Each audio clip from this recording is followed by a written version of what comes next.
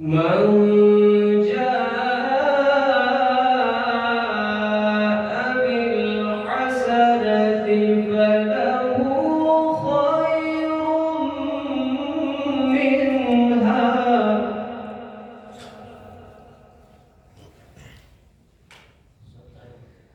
وهم من فزع يومئذ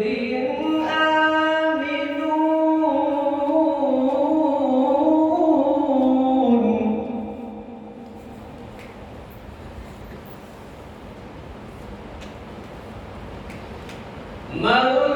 جاء بالحسنة فله خير منها وهم من فزع يومئذ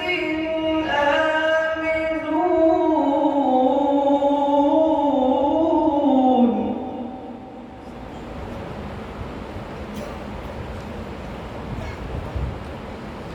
ومن جاء بالسيئة فكبت وجوههم في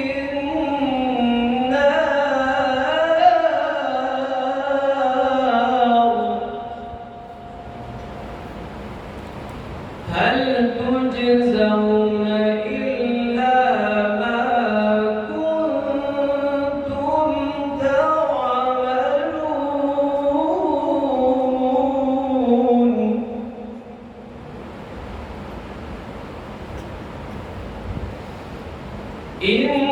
إنما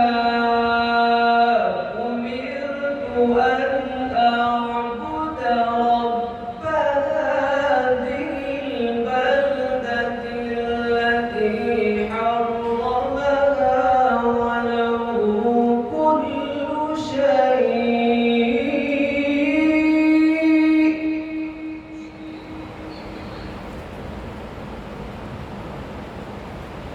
وأمرت أن أكون من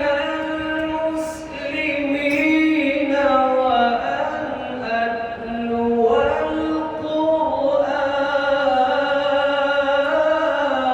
القرآن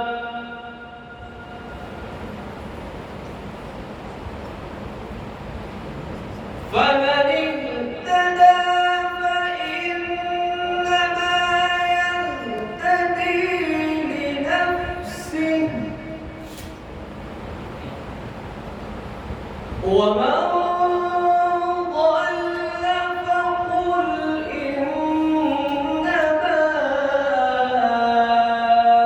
أنا من